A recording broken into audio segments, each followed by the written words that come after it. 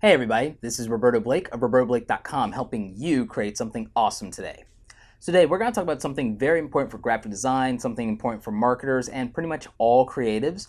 And we're going to talk about royalty-free images, copyright, and stock photos and templates.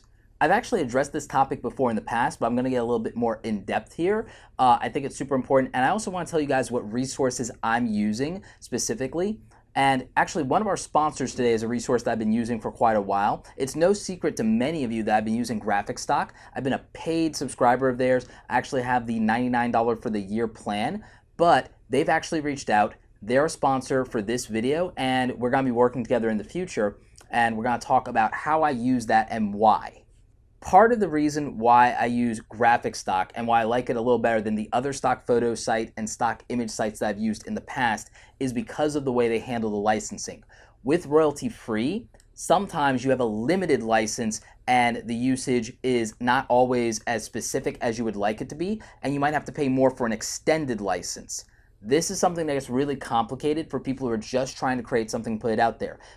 Figuring out whether or not you have the right to put it on a t-shirt, figuring out whether or not you have the right to resell this in something to your client. That gets frustrating and gets confusing. It'd be great to just have all of the rights and have it be very clear. And that's why I use Graphicstock for my stock images. It's why I use Audio Blocks for the background sounds for the YouTube channel, and why when I need to do client stuff and B-roll, I'm using Video Blocks. With these services, I know that royalty-free is truly royalty-free with no hangups or extra provisions. I know that once I get this thing, I can use it commercially however I want. I can use it for paying client work. I can include it in projects or even templates that I'm making and reselling.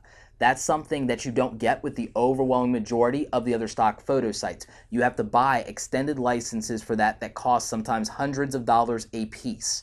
If I get a photo from Graphicstock, or I even get a template for a poster or for Instagram or a Facebook cover or anything that I'm trying to make, I can use it however I want.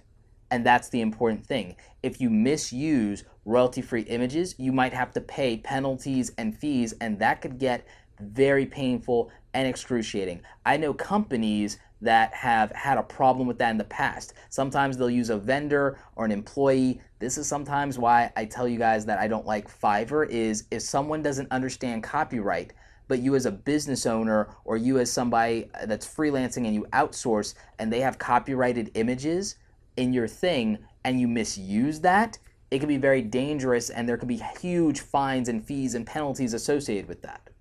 Royalty-free and copyright is something that I know a lot of designers struggle with, because learning these terms and the legalities of it can get very confusing, especially for people who just want to focus on creativity or already feel overwhelmed by all the technical aspects of their job. They don't want to have to be a lawyer on top of it.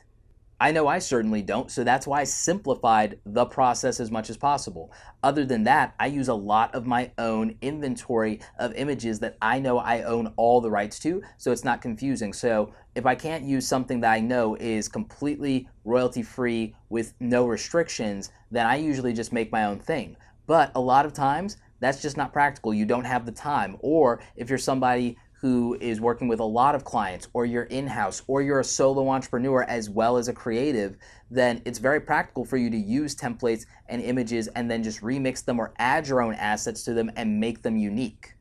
One of the things I like about using Graphicstock is the variety. There are things that, yes, other people have them, but I can go in and I can take the source files, especially in Illustrator, and I can change things. I can change colors. I can manipulate the images. I can combine things. I can warp things in Photoshop and do photo manipulations. I can edit these things to my heart's content and make them my own, and then I can combine them with other assets that I might have bought in the past that I know I own the rights to, or things that I've created, or things that I've hired other people to create. So if you want to sign up for Graphicstock like I did, you got some choices. You can either sign up for $39 for 6 months. It's usually about 49 bucks a month, but if you do a yearly plan, you can get it for $99. They have a 7-day free trial, so you can try it out, download a whole bunch of images, and just see if you like what's there and you like the quality and you like the variety. Recently, they just added a ton of new images. They're constantly doing that. They also do creative rewards months. They do a lot of free stuff.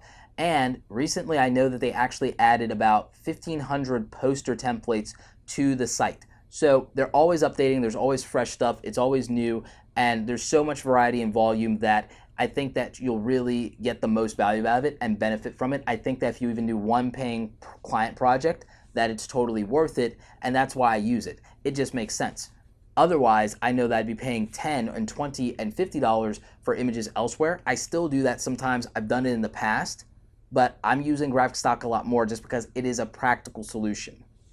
I've made no secret, even before they were a sponsor of the channel, that I've been using them. A lot of you who are signed up to the newsletter, you guys know that, and that's why I've been able to revamp the YouTube thumbnails and make them so awesome. Every thumbnail is like its own billboard now, and that's a tool that I've been using to help with that. So if you're interested, make sure you definitely sign up for Graphicstock. Links are in the description below, of course.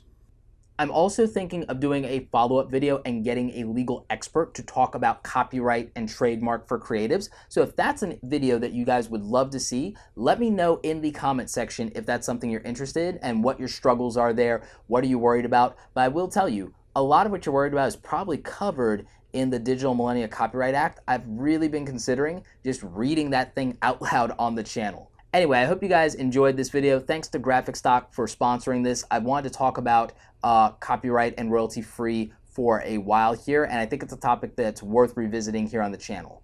Like this video if you like it. Don't forget to subscribe. Check out the other awesome content on the channel. Remember, graphic design videos are typically on Mondays. As always, you guys, thanks so very much for watching, and don't forget, create something awesome today.